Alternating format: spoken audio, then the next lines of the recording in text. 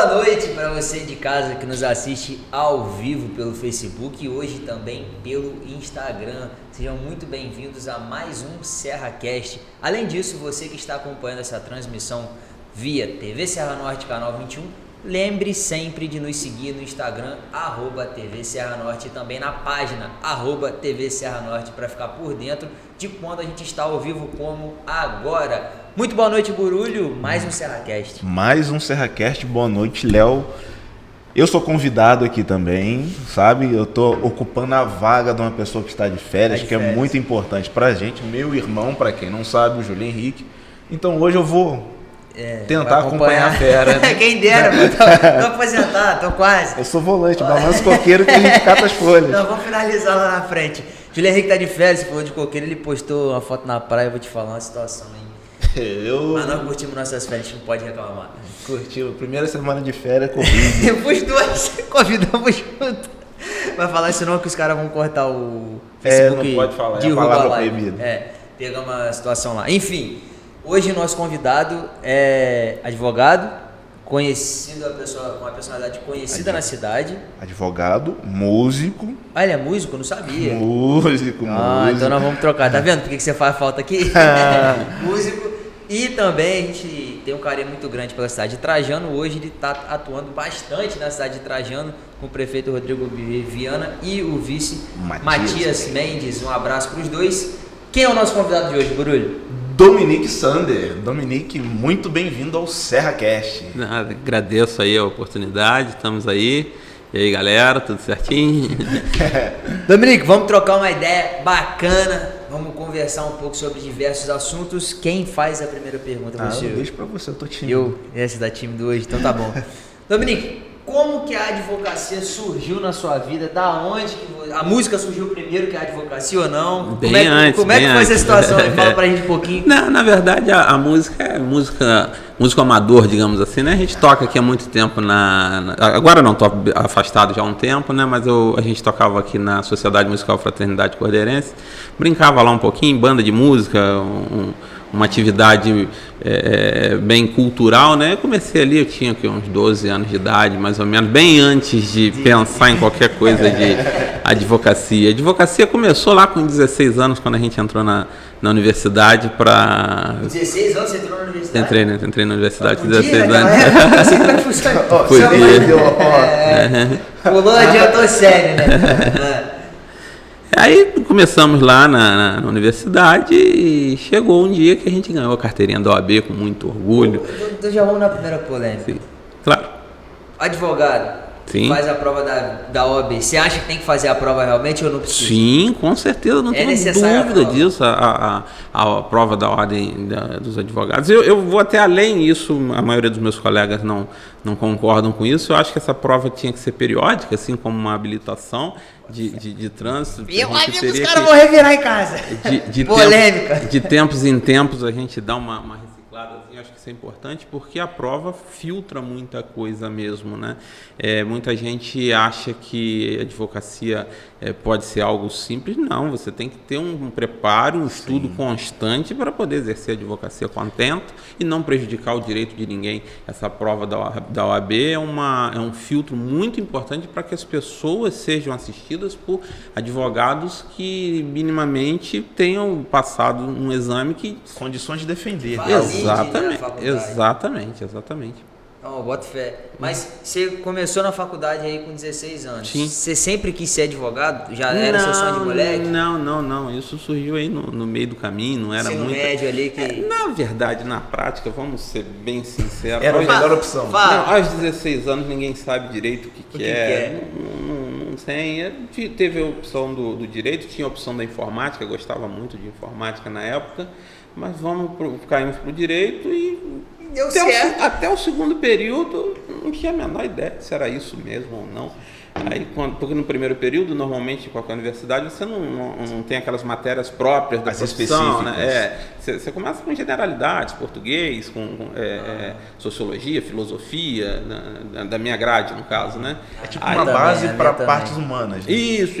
Você tem aquelas cadeiras iniciais ali da faculdade, direito mesmo, tive de toda a grade do primeiro período eu tive introdução ao direito, mas o restante eram coisas acessórias, né? Sociologia, psicologia, para você ter aquela formação inicial ali, para depois entrar realmente no direito. Aí quando a gente cai dentro do direito, que você vê, gosto ou não gosto, vamos lá, então vai, e você vai amadurecendo isso e sai da faculdade já tendo mais, se você conclui a faculdade, você já tem uma linha de que aquilo ali é o legal, e dali para frente é se desenvolver, né? Você falou que tinham 2 opções aí na sua mente, mas você nunca foi tesourado pelos seus pais?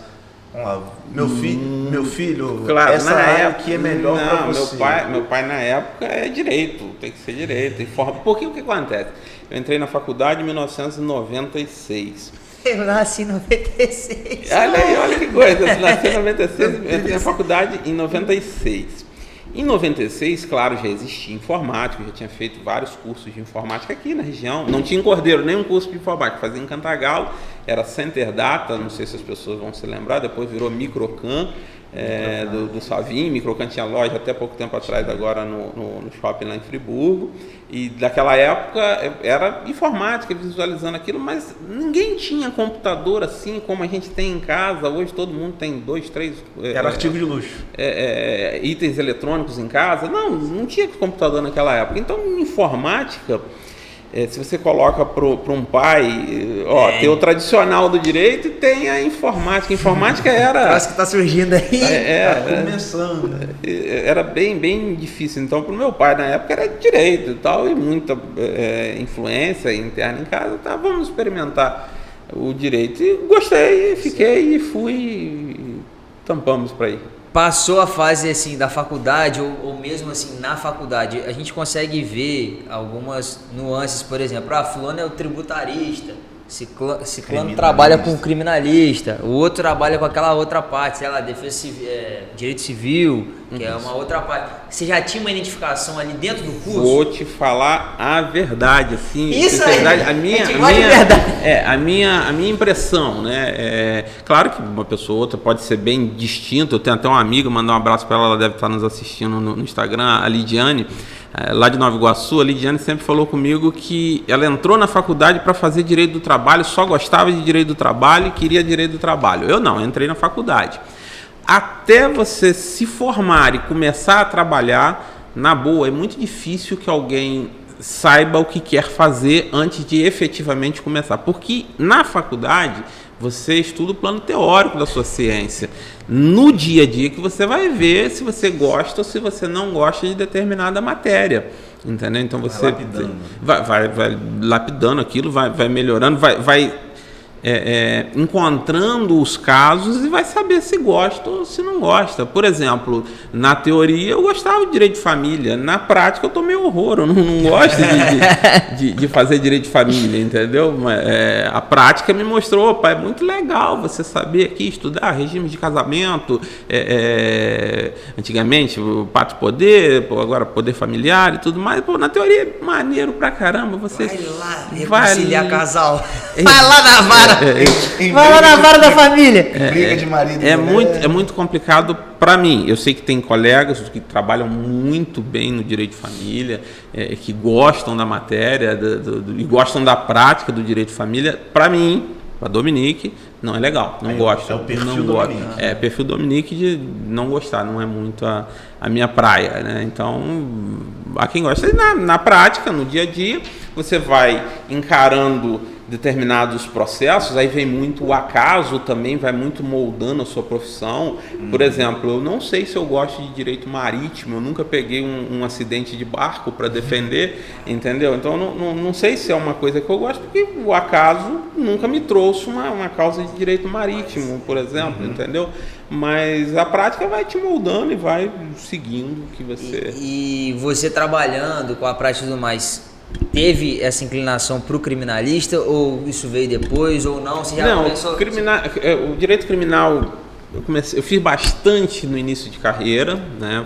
Fazia muito direito criminal, tive afastado por muito tempo, voltei a fazer alguma coisinha agora há pouco tempo atrás. Né? A lenda que reza em Cordeiro é que você é o criminalista bravo da cidade. Não, que isso. É mentira? Não. Os caras falam, fulano é um baita tributarista, inclusive seu irmão Roger, um abraço pra Roger. Roger é baita tributarista. Grande amigo nosso. E Dominique é um baita criminalista. Não, que isso, não. Nem uso. Não, a gente... eu gosto muito no trato com as pessoas que trabalham comigo ou junto comigo, cada um na sua profissão, sejam policiais, sejam escreventes, sejam magistrados, sejam promotores, sejam colegas, advogados, e as pessoas que trabalham comigo sabem disso. Eu gosto muito da gentileza, do bom trato, da educação. Acho que nada paga um bom dia, uma boa tarde, um obrigado por um trabalho bem feito. Isso abre muitas portas, a gentileza. Eu acho que a forma que a gente precisa lidar e espalhar pelo mundo também, gentileza gera gentileza. Eu acho que é muito, muito bom isso, da gente trabalhar dessa forma, sem jamais deixar de exigir os direitos que nos caibam. Claro. Né? Gentileza não deve ser confundido com fraqueza, de forma nenhuma.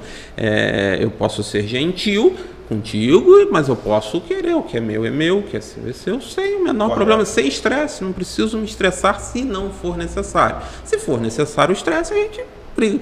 Tem que se estressar. A gente dança conforme a situação. Claro, a gente dança conforme a música, mas que é muito melhor que a gente trabalhe com gentileza, que a gente busque das pessoas o melhor que as pessoas podem oferecer em termos de bom trato, de ambiente de trabalho cordial, amigável. Eu acho que isso é muito positivo, muito gostoso de trabalhar em ambientes que você se sente bem e recebe também em troca gentileza, porque tem isso, você sendo gentil, você recebe gentileza em troca, né? Sim.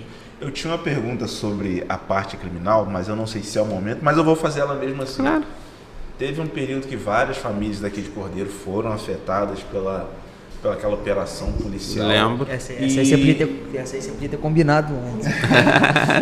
Só que, por você estar sempre aqui, não sei se você tinha um contato próximo com famílias ou pessoas relacionadas ali. Eu tive um primo que estava naquela situação. É fácil você, como advogado, passar por isso? O sofrimento da família transfere para você? Como é que você lida com isso? Com o sofrimento da família? Entendo, isso é muito ruim. A criminalidade é um fenômeno extremamente complexo, né? Porque nem sempre a criminalidade está ligada à perversidade, à maldade. A criminalidade são infrações que vão daquele dolo, do perverso, até o culposo. O que seria o culposo? Alguém que, sem querer, atropela uma pessoa e vem a matar essa pessoa.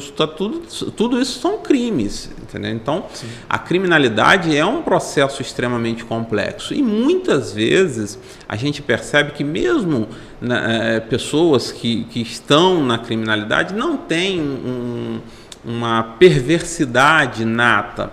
E essas pessoas, independente de quem seja, tem famílias atrás que são famílias que dedicam muito amor às pessoas. Isso pode acontecer, são famílias até... essas pessoas que são presas, a gente tem o costume social de desumanizar os presos, de tratar mal as pessoas, esquecendo que em volta de uma pessoa que errou, que tem que realmente pagar pelo seu erro, mas em volta daquelas pessoas há famílias, há pais, há mães, há irmãos, há filhos que tem atrás daquela pessoa que eventualmente errou, que precisam de todo o respeito, de todo o acolhimento, entender? E isso é muito importante a gente dizer isso, que tratar com respeito não quer dizer passar a mão na cabeça de ninguém. Entendeu? As pessoas têm que responder pelos seus crimes com respeito e na forma da lei, de uma forma correta, mas enquanto seres humanos precisam ser respeitados, precisam ter dignidade ao tratar essas pessoas. Até porque tem uma consequência terrível de quando você passa a desumanizar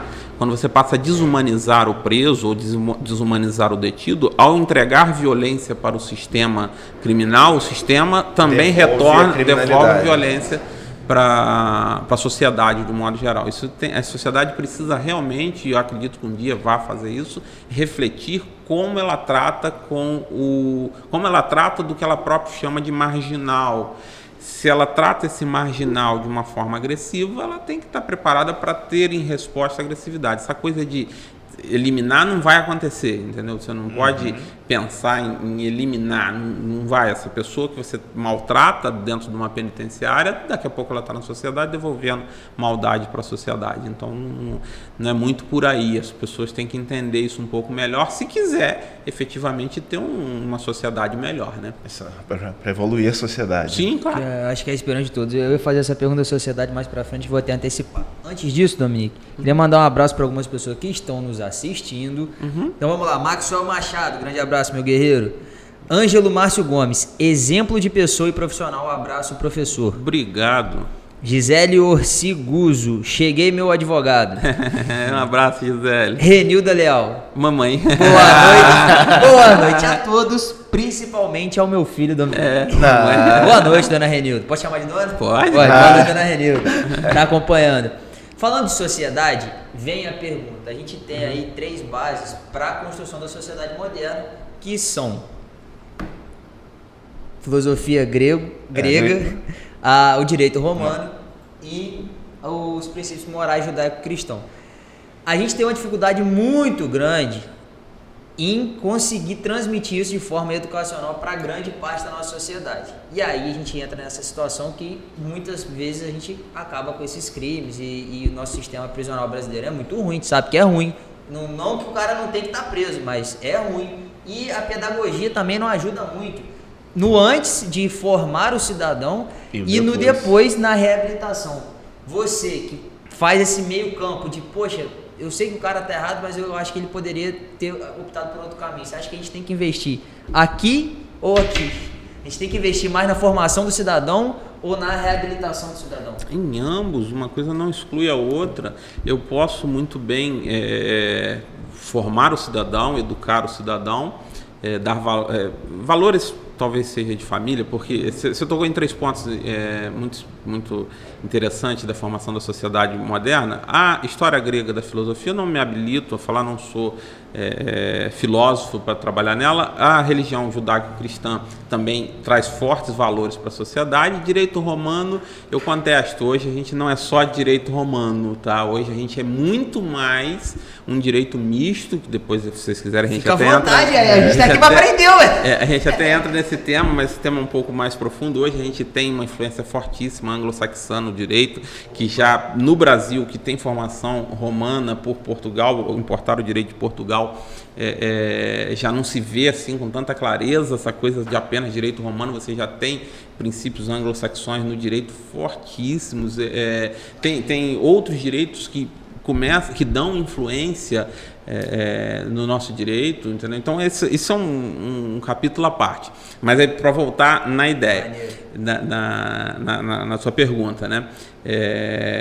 Sobre, fugiu, a ideia da formação. Formação do cidadão. A formação do cidadão é importantíssimo. Se com esses valores ou não, pensamento, discussão. Deixa que os pedagogos discutam, deixa para quem é técnico trabalhar nessa área e entender. Agora, a ressocialização é tão importante quanto. Se você coloca hoje num presídio várias pessoas, vamos dizer, neutras do ponto de vista assim, de absorção de qualquer tipo de conteúdo, e gente muito má lá dentro, sem referências boas, o que você vai produzir ali? Você vai transformar presídios em escola de crime. Se você não tratar com muita importância a ressocialização do preso, se você não tratar o preso com dignidade, se você não segregar os presos por níveis de periculosidade... O senhor roubou também.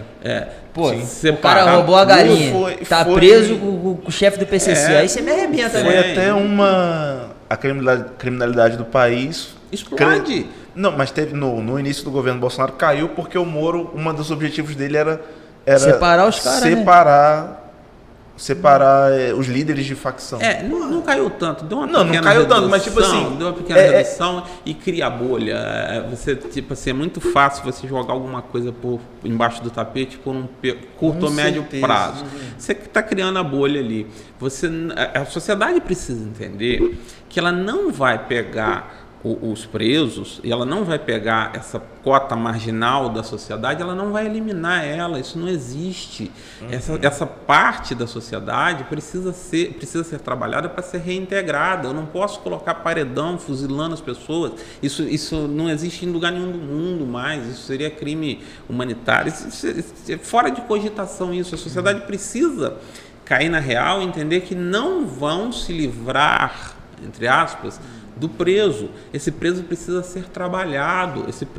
Trabalhado que eu falo, esse preso precisa ser tratado. Eu até acho que ele, inclusive, tem que trabalhar e ajudar até a tirar um pouco do custo do Estado, porque querendo ou não sei. Tem uma despesa. Trabalhado que eu falo não é colocar o preso para trabalhar. Não, sim, isso aí foi o que eu falei. Eu entendi o que você falou. Não sei se me corrija, mas parece que a sociedade começa a tratar o preso como objeto. Isso, ele trata ele como exclusão. Claro. Aí passa exclusão. Não gosto. Ele trata o preso como o pior objeto. Isso é um absurdo. É isso que é a fonte motora da violência, da multiplicação da violência. Claro, você tem os psicopatas, você tem as pessoas que não serão corrigidas, isso é diferente.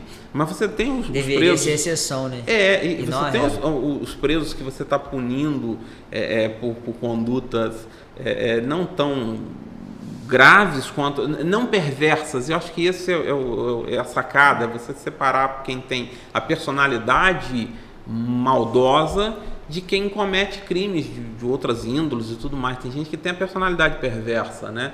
Se você separa isso, a grande parte dos presos, e volto aqui a dizer, não estou falando aqui que ninguém tem que ser absolvido, não. Tem que ser punido com justiça, tirar a liberdade através do devido processo legal, colocar essa pessoa na privação de liberdade com uma sentença do juiz, para que ela reflita sobre o que ela fez, que ela tome aquele baque e não venha delinquir de novo, paralelamente ensinando ela, quem não sabe, uma profissão. Os presos que eventualmente já tenham algum tipo de profissão, que colaborem no ensino daqueles que não tenham profissão, para poder melhorar o sistema. E realmente aqueles de alta periculosidade isola. Então não dá para deixar todo mundo no mesmo... O celular ainda, cartão de crédito na Mas prisão. aí, em cima disso, você acha que tem algumas pessoas que são presas por não conhecerem o direito? Infelizmente, talvez não por não conhecer o direito. Ninguém pode alegar que não conhece. Coisas que poderiam ser ensinadas na escola, como direito básico. Não. Nesse aspecto não, porque o direito também tem um filtro muito importante nesse sentido. Você tem níveis de ilícitos, vamos chamar assim. Você tem o ilícito trabalhista, quando você não paga um aviso prévio a um funcionário. Você tem o ilícito civil, de repente você quebra alguma coisa de alguém e vem a ter que indenizar. Os ilícitos penais, ou os injustos penais, são reservados, são bem menores do que os demais ilícitos, mas são reservados para aquelas condutas que, na maioria, as pessoas têm um elemento do crime que é o potencial conhecimento da ilicitude. As pessoas que cometem crime sabem que estão fazendo algo errado, o próprio sistema protege, ele cria crimes, o que vem a ser crime, não tem como a pessoa não saber, quer dizer, em tese, né, fazer açúcar em casa é crime, mas em tese seria algo assim que as pessoas não para ela cometer, ela já saberia. Isso, ela sabe. As pessoas que estão cometendo crime sabem assim. Quem está fazendo sabe. Exatamente. Tem uma máxima do pai e da mãe que você pode não saber porque eu tô te batendo, mas você sabe com certeza que você está apanhando. É isso aí, é por aí. Antes da gente continuar, Dominique, mais um abraço aqui pra galera. Tem gente assistindo da Espanha. A Clenir Menezes falou que o Aderir Gomes está assistindo você da Espanha. Manda um abraço pra ele. Um abraço, legal, está cara. aqui. Dominique, Achei que você fosse falar abraços em espanhol. Nem me pergunta. Eu nem sei como é que funciona. Não sei não, graças. E vambora. Meu professor de espanhol, espanhol na minha matéria, em inglês dava pra mandar um good vibes. Dominique, seguindo essa entrevista aqui, vamos lá, passamos essa fase criminal e tudo mais. Montaram o primeiro escritório de advocacia. Como que foi isso? Como é que foi o processo? Foi de boa, foi tranquilo até criar essa situação? Você começando a defender o primeiro caso, foi difícil, estava nervoso, não estava? Isso é muito legal, você falar sobre a montagem do primeiro escritório de advocacia. O que eu falo agora, de repente, pode ser muito aproveitado para os advogados que estão se formando agora. Eu acho que isso é muito, muito interessante. Eu já estou com o meu escritório. Na verdade, na prática, eu já me formei e imediatamente, antes até de pegar a carteira da OAB, eu já comecei a trabalhar na época com o Dr. Afonso Estebanês, que era um advogado aqui de Cordeiro. Infelizmente faleceu, uma pessoa que eu tenho tinha um carinho muito grande. Ele veio a falecer, acho que tem 1 ou 2 anos mais ou menos. Então comecei trabalhando com o Dr. Afonso, peguei aquela primeira experiência do ritmo de um escritório de advocacia com ele. Foi muito importante isso, mas foi muito pouco tempo. Acho que aí com 6 meses no máximo, a gente já, vamos de boa, cada um para um lado, vou abrir meu escritório de advocacia. E foi muito uma coisa assim, ali até no Shopping Espaço 100, uma lojinha, falei, aqui mesmo, uma mesa. Me cabe aqui. Uma coisa bem assim, uma mesa, uma cadeira, uma salinha bem pequena, tamanho bem menor do que a sala desse estúdio aqui.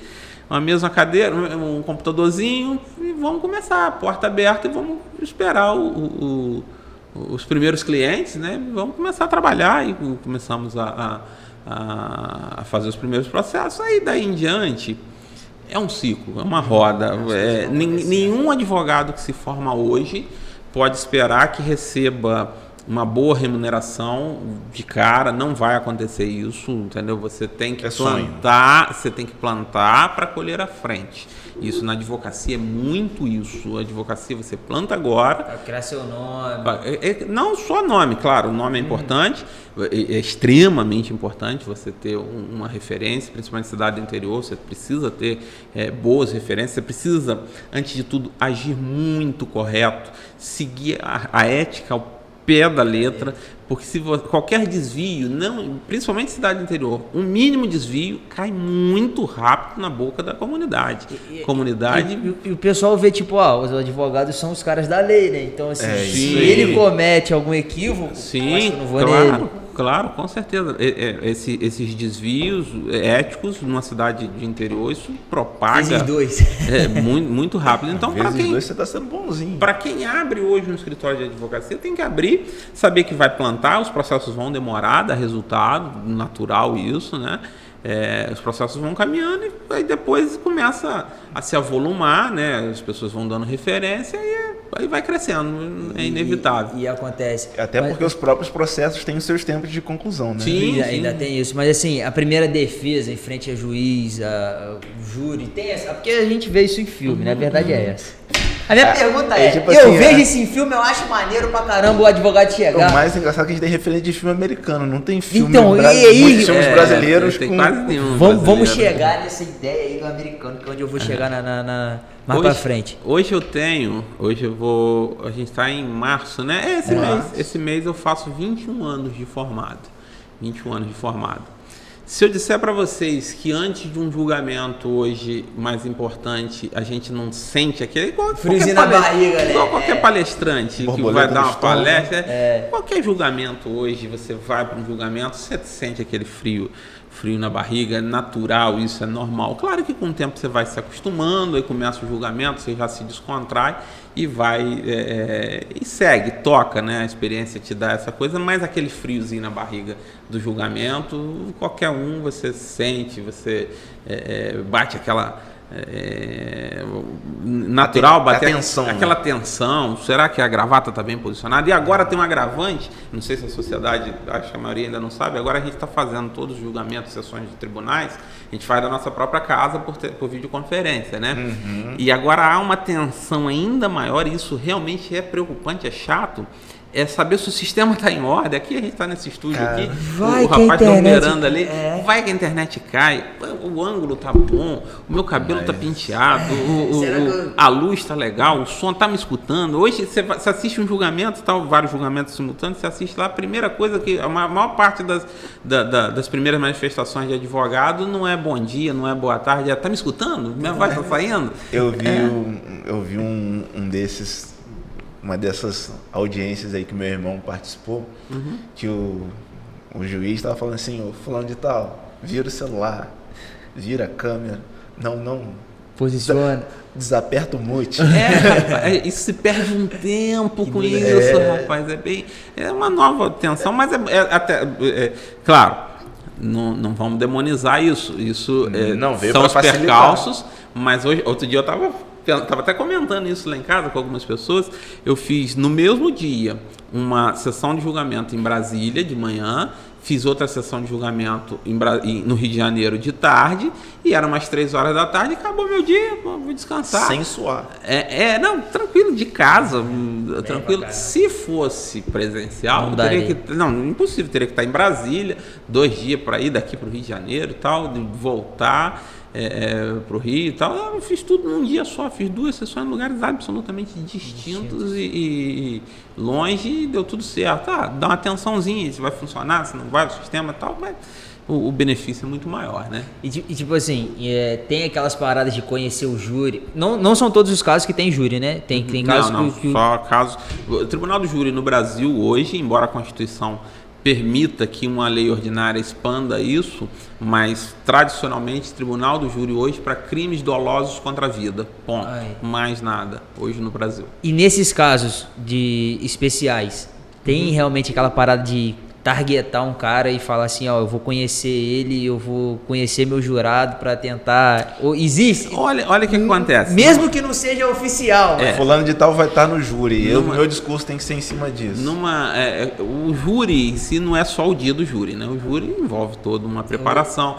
Os advogados conversam com várias pessoas, conversam com o réu, conversam com a família do réu, conversam com várias pessoas, e eu acho que é natural, claro que o advogado tem uma conduta, né?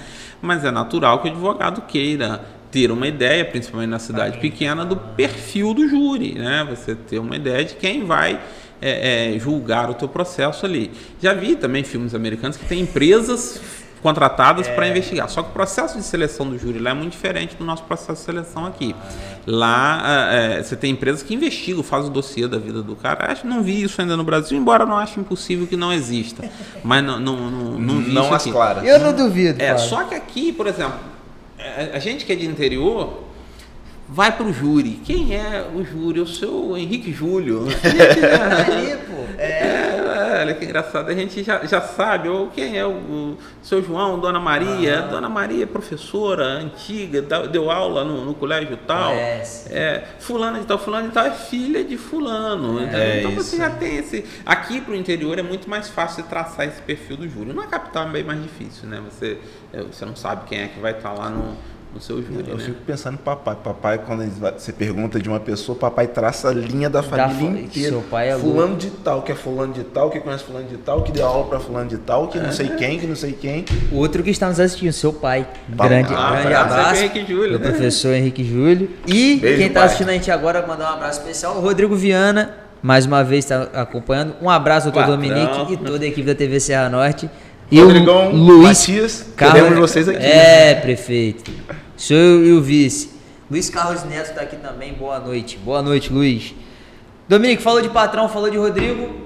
Como que você sai de Cordeiro e trabalha em Trajano? Como é que você conhece a cidade de Trajano? Você já trabalhava lá? Cidade muito agradável, né? Só fazer um parênteses. Antes de você... Pode falar. Você trabalhava com prefeitura antes de ir para Trajano já passou por muitas prefeituras? Sim. Eu trabalho com prefeitura desde a época do Mauricinho. Foi meu primeiro emprego público com o Mauricinho, Macuco. Trabalhei de advogado municipal comissionado ali durante um tempo, né? Foi até interessante, aquela coisa das oportunidades, né? A gente falamos aqui a gente falou aqui agora há pouco, como é que o acaso faz muita diferença na vida das pessoas, né? Formei advogado, recém-formado, estava acompanhando, acho que, eu não me recordo direito, eu lembro que trabalhavam comigo tanto o doutor Sebastião Negli quanto o doutor Rogério Serrano, 2 grandes amigos daqui de Cordeiro. Eles trabalhavam na prefeitura de Macuco. Se não me engano, foi com o doutor Sebastião que ele falou, vamos dar um pulo em Macuco de companhia e tal. Fui lá, fiquei aguardando um tempo lá na prefeitura enquanto eles trabalhavam, estava todo mundo lá. E aí na saída encontrei com o prefeito, o Mauricinho, na época, tô com uma vaga de advogado aqui, quer começar? Na escada da prefeitura, eu lembro isso direito. Eu falei, Maurício, eu não tenho experiência nisso. Não, é para isso mesmo. Então eu comecei a trabalhar no serviço público, trabalhei um bom tempo em Macuco, né? Saí de Macuco, trabalhei algumas oportunidades aqui na prefeitura de Cordeiro, né? Como procurador aqui. Deixa eu ver mais onde eu trabalhei. Trabalhei em Câmara, serviços avulsos em Câmara. trabalhei. Aí, em 2007, com o pai do Rodrigo Viana, com o João Luiz Gomes Viana, fui convidado para trabalhar com ele lá, fizemos um trabalho interessante lá no... Gente boníssima também. Gente fina demais, um grande abraço aí, João. Aí trabalhei lá em 2007, aí de um tempo para cá, depois de 2013 também trabalhei com serviço público, Cordeiro, Trajano, Macuco, deixa eu lembrar mais aonde... Eu fiz algumas consultorias de prefeitos e vereadores, né, nesse meio tempo, mas aí, desde então, acabou que me envolvi com direito administrativo, direito público, trabalhando muito na área, e acaba que você trabalhando na área começa a ter clientes da área, né? Vereadores, ex-prefeitos, você começa a trabalhar para essas pessoas e acaba que forma uma referência nessa área de direito público, e onde, inclusive agora em 2017, Rodrigo foi eleito lá, me convidou para trabalhar com ele, estamos lá desde 2017, agora reeleito lá, com louvores lá, e a gente continua lá trabalhando com o Rodrigo lá, grande prefeito mesmo, assim, é admirável a forma com que ele conduz o município. A gente gosta muito de Rodrigo, um abraço para ele mais uma vez. Dominique, você falou de procurador, você já foi procurador, acho que agora não, né? Não, lá eu sou assessor jurídico do prefeito. O assessor jurídico. Mas, como procurador, o que o procurador faz? O procurador municipal, ele é o chefe da procuradoria, né? A procuradoria é o órgão que advoga para o município, para o procurador municipal, no caso do município. A procuradoria faz a defesa judicial, faz as consultas, os pareceres de todos os processos administrativos, é basicamente isso, é dar consultas jurídicas por escrito, verbais, e defender a prefeitura na justiça quando ela é ré, ou entrar com os processos. Eu vou falar. Depende. Não, vai sobrar pra alguém aí, eu não sei de qual gestão não, mas Cordeiro tem uma porrada de dívida só de não ter ido comparecer processo, então foi falha em última análise da procuradoria. Pode ter sido, pode não ter sido. Casos e casos, a organização no município é maior do que apenas a organização da procuradoria. A procuradoria, muitas vezes, ela é um órgão que fica muito isolado dentro da prefeitura. Por que acontece? Se você falar de uma secretaria de obras, o secretário vai na rua, vê um buraco que está cavado, tudo mais. Procuradoria é um serviço de gabinete, você fica numa sala e você não tem muito o que fazer. Se eu falar que é um serviço extremamente burocrático, válido? Não tenha dúvida, é só burocracia. A Procuradoria é apenas burocracia, a gente não faz nada além de burocracia pura. Então o que acontece? Fala assim, quando um procurador eventualmente perde um prazo, antes de tudo tem que saber se chegou a tempo para ele, para o pobre do procurador, se realmente levar o documento para ele fazer. Levou, ninguém está livre de uma falha ou outra e tal. Se for sistêmico, tem que identificar de onde saiu esse problema sistêmico que deu, de repente, uma falha de vários prazos eventualmente perdido, mas antes de tudo a gente tem que investigar se realmente chegou no prazo. Chegou pro cara que tem que chegar, entendeu? Isso acontece muito. Pode ter isso, não chegar. Pode, o cara tá numa sala, tipo assim, depende que os mandados cheguem lá para que ele se organize para poder fazer a defesa. O troço é feito para não dar certo. Tem que reformar essa porcaria desse sistema, é feito para não dar certo, velho. Aí fica aí, Cordeiro cheio de dívida aí, pagando precatório, uma porrada de coisa. Eu tô falando. Cordeiro tem um problema de dívida que não, a maior parte não diz respeito a nenhum tipo de perda de prazo, mas foi um problema grave aqui de Cordeiro, que foi aquela questão do não ter sido implementado o plano de salário dos professores. Isso é grande. E isso gerou, e não ter sido implementado na época própria, que poderia ser pago de forma diluída durante vários anos, salvo engano, em 1993 em diante, teve que acumular e pagar quantias milionárias porque não se pagou na época correta, né? Isso não tem muita assim culpa da procuradoria em si. A procuradoria são coisas que faz a defesa que é possível, mas se houve uma falha administrativa, o que o procurador vai fazer, né? Atinge a ética do advogado ou do procurador defender a prefeitura do próprio povo? Defender a prefeitura do próprio povo? Por exemplo, no caso dos professores. Professores municipais que estão indo contra o município. Não, a procuradoria ela defende, a advocacia ela defende. Porque para mim ficou meio dúvida, tipo assim, a procuradoria defende a prefeitura. Mas é isso. A procuradoria defende a prefeitura.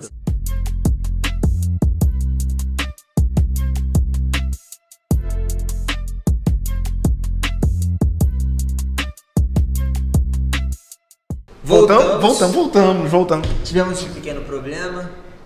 Tivemos uma queda de internet, mas tudo foi resolvido. Graças a Deus.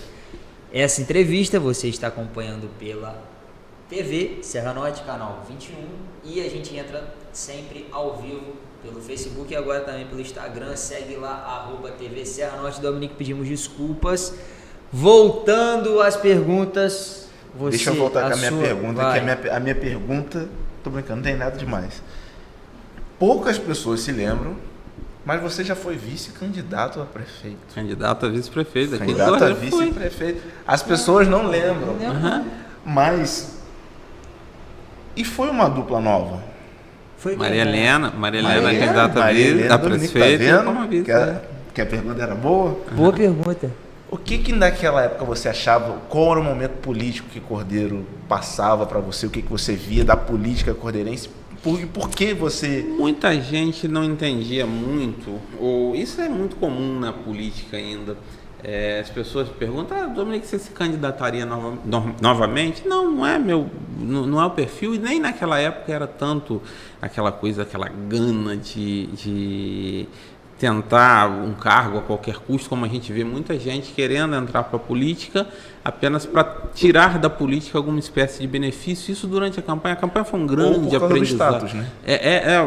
A campanha foi um grande aprendizado para mim, porque eu percebi muitas interações humanas que imaginavam isso e muita gente não acreditava na boa-fé das pessoas. E quando eu me lancei candidato, na época o projeto inicial seria candidatura a prefeito, depois coligamos com a Maria Helena, fui candidato a vice, mas era uma ideia, o meu pensamento inicial era, poxa, na época trabalhava assim com quase especialidade, fazia praticamente só direito público, trabalhando para prefeituras e tudo mais. Era um conhecimento que eu tinha, que eu poderia colocar, agregar em favor do município, da cidade onde eu moro. Mas a população foi às urnas, escolheu o candidato, respeito completamente. Contra quem você foi viu? O Salomão, que na época... Foi o Salomão. Dr. Salomão, que foi... eleito e tranquilo, democraticamente foi eleito, a população escolheu de forma absolutamente com a lisura plena, não houve nenhuma mácula do processo eleitoral e fez uma proposta. Haviam propostas bem diversas na eleição, nessa eleição em particular. Havia a proposta da Maria Helena, havia a proposta do Salomão com o Leandro e havia a proposta do Batatinha com o Leonan de vice. Naquela época foram três propostas bem diferentes, a sociedade escolheu por uma e assim Cordeiro seguiu. Você acha que pesaram as propostas ou pesou o pessoal? Aquela eleição foi uma coisa um pouco atípica, porque havia ainda uma ideia. Eu lembro que a gente discutia bastante isso. Acho que foi a primeira vez que não teve um Joaquim Silvinho, né? Diretamente acho que sim. Acho que eles não participaram diretamente assim. Mas havia assim no seio da comunidade a ideia da coisa nova. A gente quer isso, essa palavra era muito usada na minha campanha, renovar. A gente quer renovar, vamos usar essas palavras. Todos os candidatos usavam essa coisa de renovar, uma política nova, ter uma coisa nova, porque os políticos, de um modo geral, estavam numa crise de imagem muito grande naquela época. Imagem barra identidade também. E identidade também. Sim, havia uma crise muito grande e as pessoas clamavam pelo novo. O doutor Salomão, nessa política, ele inclusive ele não era o favorito no início da campanha. Eu me recordo muitas vezes, a gente encontrava, né, com ele, e não havia esse favoritismo dele, mas ele cresceu principalmente na camada de mais baixa renda da sociedade por conta de um atendimento que ele fazia no hospital. Isso não tem como tirar, uma pessoa extremamente simpática, muito atenciosa, que conquistou uma camada importante da população e ele explodiu praticamente de votos, o que ninguém esperava. Foi uma consequência, foi uma reação da população que queria ver algo novo naquela eleição, e assim foi eleito democraticamente e o município seguiu. Sem chance de vir de novo. Não a curto e médio prazo não faz parte dos meus planos, nem a curto nem a médio prazo. Ao longo prazo, ninguém pode dizer o que pode, porque a gente muda. Mas com o meu pensamento de hoje é nunca mais. Eu só faço uma ressalva de que mais à frente. Como eu nunca deixei de participar do processo político, a gente está sempre colaborando de alguma forma, emitindo opiniões, inclusive no Facebook. Eu emito, não sobre política local, mas eu emito muitas opiniões sobre políticas nacionais, políticas estaduais. Eu acho que faz parte do nosso dever enquanto cidadão estar muito antenado ao processo político. O processo político, a sociedade tem essa coisa de não gostar da política, mas a política nos governa. Não gostar da política, mas depender dela. Completamente. A gente, desde que o mundo é mundo, desde que existe sociedade, a gente precisa da política. A gente não pode ignorar a força e a necessidade da política. A política é essencial, faz parte da convivência em sociedade, é uma das ciências sociais. Se você ignora a política, você está ignorando seus próprios destinos. Então nós dependemos de uma participação ativa enquanto cidadãos. A gente precisa conhecer, penso eu, que a gente precisa conhecer o processo político. Ignorar o processo político é dar uma procuração a quem você não sabe quem. Se você não participa do processo político, vai lá e vota porque seu amigo pediu, porque seu vizinho está levantando uma bandeira, porque ganhou R$50 ou uns tijolo e tal, você está alienando o seu futuro, entendeu? Você está vendendo o seu futuro. Eu acho que conhecer o processo político é muito importante para você entender que muitas vezes o que as pessoas discursam, que os políticos discursam, não é a realidade do que ele prega. E você identificar os discursos sinceros dos discursos, separar os discursos sinceros dos discursos hipócritas, entendeu? Você precisa, penso eu, você precisa conhecer o processo político, quanto mais profundo, melhor, para que você, na hora de votar, e ninguém está livre do erro na hora de votar, né? Isso acontece, as pessoas podem errar, e só que se você erra, você se arrepende, tem a dignidade de se arrepender do seu voto e manifestar publicamente, porque a sua manifestação pública, de qualquer pessoa manifestando-se publicamente, influencia nos destinos do nosso país, do nosso bairro, da nossa cidade, do nosso estado, do nosso condomínio, entendeu? Isso é muito importante participar. E política está em tudo, tá? Política está na política eleitoral, política está dentro das políticas internas dos órgãos de classe, está dentro das associações, colégios, na igreja, nos clubes, na boa vizinhança, tudo isso está impregnado de política, e em todo lugar também você vê reflexos de direita e esquerda com muita tranquilidade. O tempo todo. Com certeza. Dominique, outra pergunta, e agora a minha é sobre a OAB. Sim. É um órgão que a gente sabe que é levado em conta muitas vezes pela sua influência, faz projetos sociais também. Como é que funciona? Por que é tão importante ser presidente da OAB?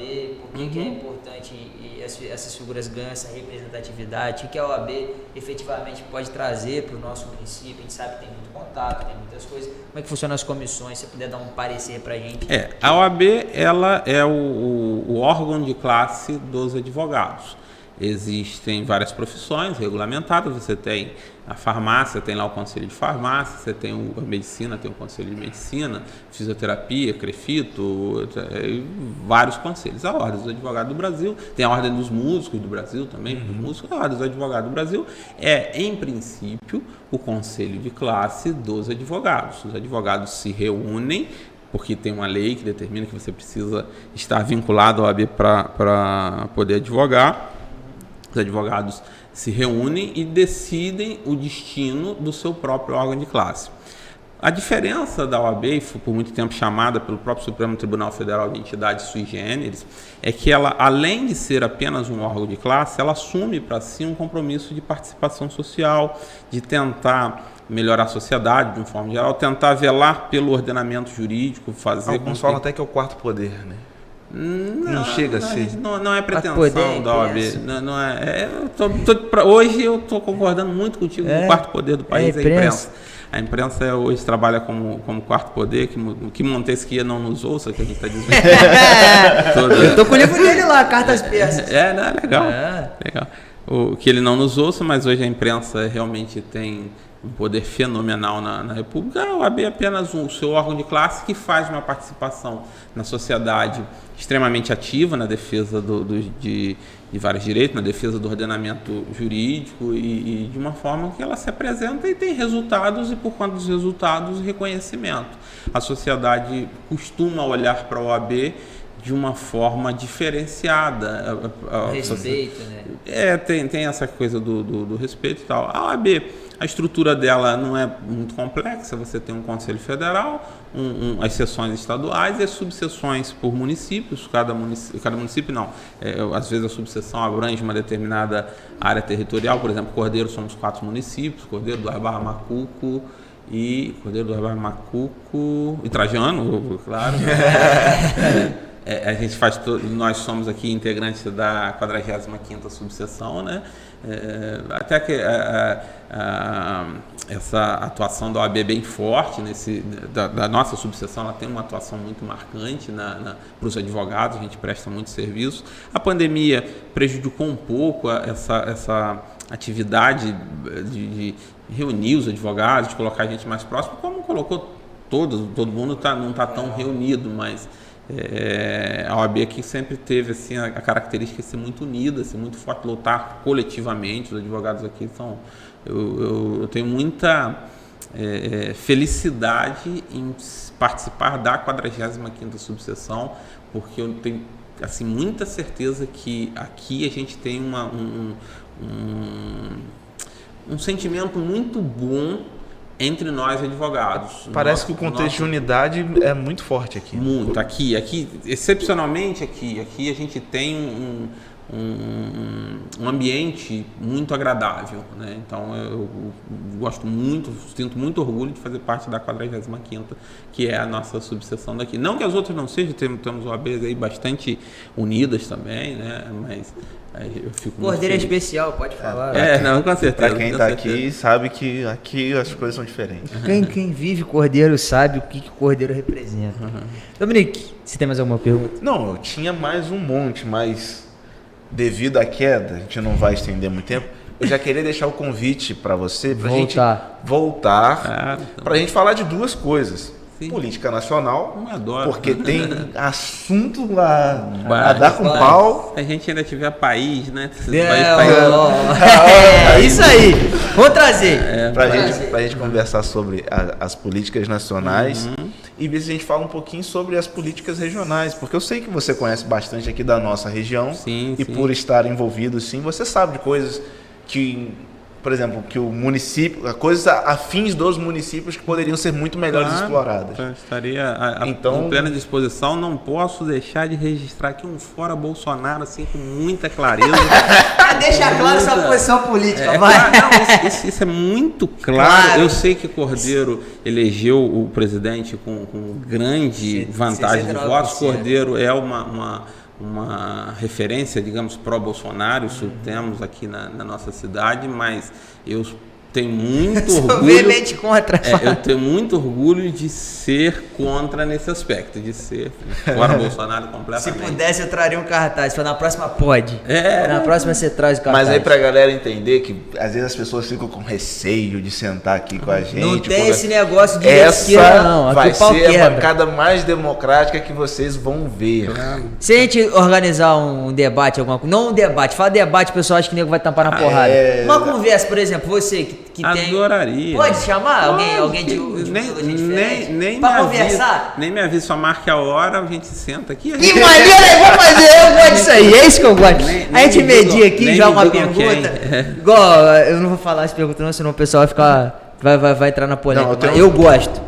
Por exemplo, a pergunta que eu tinha para fazer, lógico que a gente só vai deixar no ar, é para falar sobre o Daniel Silveira. Sim, tem muitos casos. Cara, o Daniel Silveira... Quer falar? Fala. Encerra a entrevista com o Daniel Silveira. Cara, Daniel Silveira, o cara tem um histórico.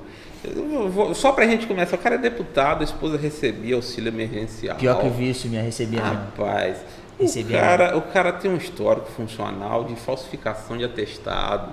O cara, afrontando o Supremo. Não, a gente não está aí nesse debate é porque o tempo está realmente curto. Acho que isso vai se estender muito. Caraca, a próxima vez nós vamos fazer isso, cara. Não está assim, Daniel Silveira, não tá muito longe do debate sobre liberdade de expressão. A gente está falando de um criminoso. A gente está falando de uma pessoa que tem um histórico de crimes, e a gente está falando de uma pessoa que cometeu um crime em flagrante, por esse motivo foi preso por ordem do Supremo Tribunal Federal. Depois vieram decisões decisões na vez, esse escândalo da esposa recebendo auxílio emergencial. Então a gente tem duas questões aí bem diferentes. Juridicamente ele foi preso em flagrante, ponto.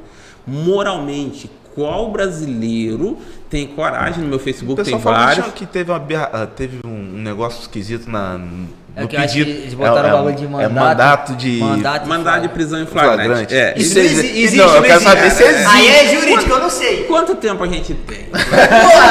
Cara, volta aqui semana que vem. Você volta semana que vem? Volto. Volta mesmo, eu tô falando sério. Eu só queria falar um negócio. Eu tive um professor, uma pessoa, assim, um ser humano da universidade, um ser humano fantástico. Como ser humano, eu não tenho uma vírgula de falar sobre ele, mas ele tinha uma coisa seguinte: ele falava assim, você prefere entender ou saber de cor?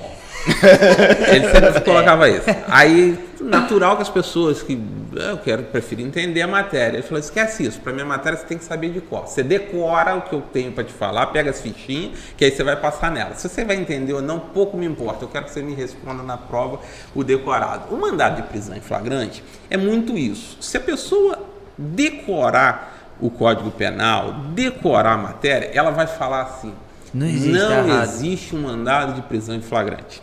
E, de fato, não há essa previsão no Código de Processo Penal. Só que o Código de Processo Penal também diz que qualquer pessoa pode prender outra em situação de flagrante.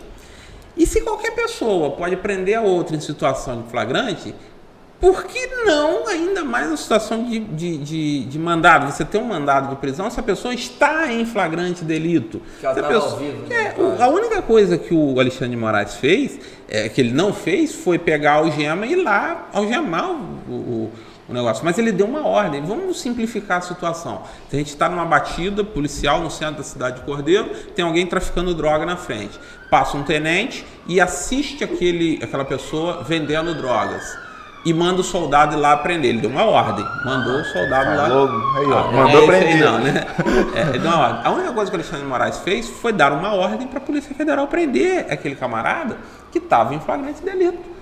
Entendi. Ponto. A parte jurídica desse caso me despertou interesse, porque tiveram algumas coisas, para mim, até então, diferentes, né? Porque falaram que se o vídeo dele permanecesse no ar, ele continuaria.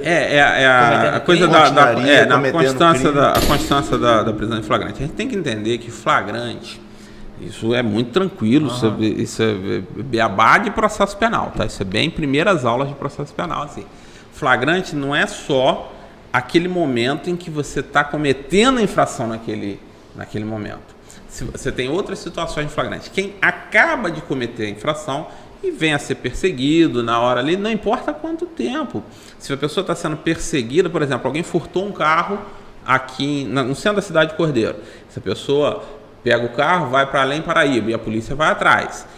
Além Paraíba, ela pega a estrada e vai andando em direção, sei lá, Governador Valadares. Aí a polícia está indo atrás, seguindo o carro, pegando pista e tal. Daqui a 5 dias encontra esse carro lá na Bahia.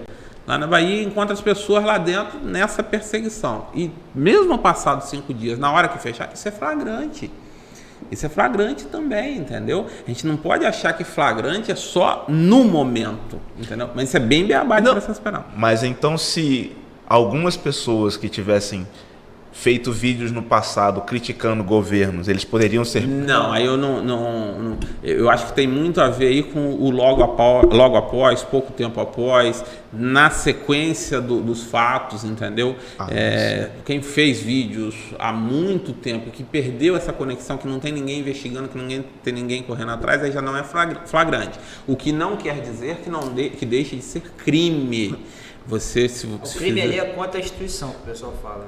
Não, independente de contra quem, e claro, isso é muito relevante para fixar outros pontos do processo penal, mas independente de contra quem, se existe o crime, você pode responder por um crime não sendo preso em flagrante, né?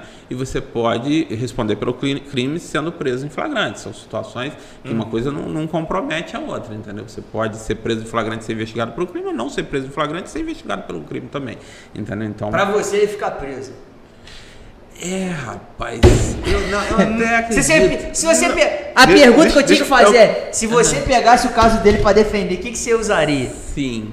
Pensa. Não conta não. Não conta não, vamos deixar. Quinta-feira que vem, você vem? Quinta-feira que vem? Eu não posso combinar o dia exato, ainda que eu tenho que dar uma olhadinha se eu fosse estar em Cordeiro. Então, olha aí, gente, vai olhar na agenda, vamos voltar. Eu quero. Eu queria só Mas tem que encerrar o programa. O que você quer falar? Não, é porque ia demandar mais um outro tempo. Aí é outra opinião dele. Cara, você acha essa é que. uma boa pergunta, eu acho que ele está genial. completamente errado no que ele fez. Mas você acha que a Câmara, os deputados, perderam a oportunidade de fazer uma distinção de poderes entre o Supremo e a Câmara dos Deputados? O assunto é longo. Eu acho que o Poder Judiciário, sim, está passando do limite enquanto Poder Judiciário, mas é natural dentro dos poderes da República que eles se revezem no exercício do poder, da preponderância do poder. Isso acontece em todos os lugares do mundo, em todas as sociedades que adotam o sistema tripartite. Como é que funciona isso? Os poderes se equilibram, legislativo, executivo e judiciário. São medidas de freios e contrapesos. Exatamente, sistema de freios e contrapesos. De tempos em tempos, um poder prepondera sobre o outro, porque não existe vácuo de poder. Quando um vai deixando de exercer o protagonismo, o outro toma o lugar. Isso é uma coisa natural. O judiciário tem tomado há algum tempo essa preponderância. O STF legisla direto. Isso é erradíssimo. Exatamente. Graças a Deus que você pensa assim, que eu tô assim também. Eu falei, os caras são... É brincadeira que o STF faz. Isso é gravíssimo. Todo respeito ao STF. Isso é gravíssimo. Mas o que a gente também não pode pensar em apenas demonizar essa legislação do Supremo, porque eu lido isso com muita naturalidade, sem emoção. Ciente de que, historicamente, os poderes de tempos em tempos se revezam no protagonismo, é uma coisa que os poderes da República precisam, entre eles, perceber e recuperar o protagonismo de um ou de outro. Por exemplo, a resposta da Câmara ao caso Daniel Silveira, que o Lira lá, que eu também não... Não, mas ali foi brincadeira. A PEC da impunidade é brincadeira. Mas olha só, a PEC da impunidade, ação e reação, foi uma reação ao protagonismo do Supremo. E lembra, mas não precisaria. Não, no caso que você está falando é uma disputa de poderes. Não, sim, mas por exemplo, são três se eles falam assim, é a Câmara que tem que definir a situação do Daniel Silveira, mesmo ele dando errado. Eles falam assim, Supremo, beijo pra vocês. Aí depois do que aconteceu, eles falam assim, PEC da impunidade. Só que tem um efeito aí, que é um efeito político muito grave, que se a Câmara desautorizasse o Supremo no caso do Daniel Silveira específico, porque eles viram assim, entregaram ele como boi de piranha no processo político. Entregaram ele. Porque se a Câmara desautorizasse o Supremo, ia gerar uma crise muito... Nossa senhora, estranha. O processo do Lira caía. Já tá o processo do Lira para julgar lá. Ia ser já tá na mesa, já. Ia ser uma coisa muito estranha se a Câmara desautorizasse o Supremo. O que a Câmara fez? Bateu de um lado, assoprou do outro. Eu sou o Pilatos, lavo minhas mãos. Eu esqueci o nome do jornalista. Ele falou que teve um deputado que ele usou o serrote para matar uma pessoa. Rapaz, não. E a Câmara não deixou o Supremo julgar. O pai do Collor matou, pô, no Senado, pelo amor de Deus. Puxou a arma e deu um tiro, e deu no cara errado. Aí, o nome me conhece. Foi. Eu gosto de política nacional pra cacete. Foi. Ele matou o cara, ele atirou num, queria matar um, acabou que matou o outro por acidente. Sério? Mas então, vamos pensar. Essa pessoa que mata alguém tem que ser julgada por alguém. Correto? Com certeza. Esse alguém que pode ser julgado pode ser um juiz, mas pode ser um deputado. Por que não? Claro. Alguém tem que julgar ele. E quem são os deputados? Os deputados são as pessoas que nós elegemos. Com certeza. Eu votei, você votou, ele lá votou. Então, a qualidade do parlamento isso aí. é a gente que faz. Então, como é que a gente... olha como é incoerente a gente reclamar de um parlamento que nós mesmos elegemos. Entendeu? A gente reclama do parlamento. Aí volta ao início do papo. que se a gente não percebe, se a gente não presta atenção na política, a gente dá procuração que a gente não sabe quem. É isso aí. Entendeu? Então a gente precisa muito estar atento ao processo político para não acontecer essas bobagens, entendeu? De ter um parlamento hoje. Vou te falar, o parlamento do segundo mandato, que entrou junto com o segundo mandato da Dilma, já era assustador demais. Bolsonaro, enquanto candidato a deputado no 2016. no segundo mandato da Dilma, não vou lembrar o ano exato, mas ele teve uma votação extremamente elevada. Isso é sintomático. Por quê? Porque isso já mostrava uma tendência indignada da sociedade brasileira à direita naquele parlamento. O parlamento anterior era mais tranquilo, era mais tranquilo. Mas naquele parlamento, era um parlamento de direita demais. E isso vem se reforçando com o impeachment, depois com no Temer e com a eleição do Bolsonaro presidente, agora há pouco tempo, que é o radicalismo extremo da direita, é o radicalismo de direita que está produzindo esse cenário aí que a gente está vendo, que muita gente está concordando, acho que 30% da população brasileira ainda está tudo legal, está tudo bem, e tem uma galera que não está satisfeita com o aumento do diesel, aumento da gasolina, gente morrendo toda hora, gás de cozinha que sobe, é o trigo, por consequência, que trigo em dólar, sim, que eleva o preço do pão, o arroz que sobe no mercado, carne, o preço da proteína, aliás, coloca o preço da proteína animal. Tá tudo isso atrelado, gente. Aí, tipo, quem semana que quiser, vem, vamos semana que vem, vou te mandar mensagem de novo. Porque vamos terminar esse programa com a pergunta no ar. O ministro falou que Venezuela é de extrema direita. E aí, legal. O que está acontecendo, meu irmão? Que país é esse? Mas que nego tá me chamando de burro? Estão me chamando de burro. Me chamam de burro toda hora. Não, tá tranquilo. Vamos conversar. Galera de casa, você está assistindo essa reprise no canal 21, muito obrigado, valeu. Sigam as nossas redes sociais, @TV Serra Norte. Dominique, obrigado demais pela conversa, foi um prazer. Semana que vem a gente repete o papo. Se não der semana que vem, na próxima a gente tenta com certeza casar a sua agenda. Vai ser um prazer ter você aqui de novo. Estamos à disposição. Galera, obrigado por comprar a bancada comigo. Não fui tão mal. Foi bem, tá voando. Mais uma vez pedir desculpas a vocês pela queda. Valeu, Erle. Mas a gente continua esse papo semana que vem.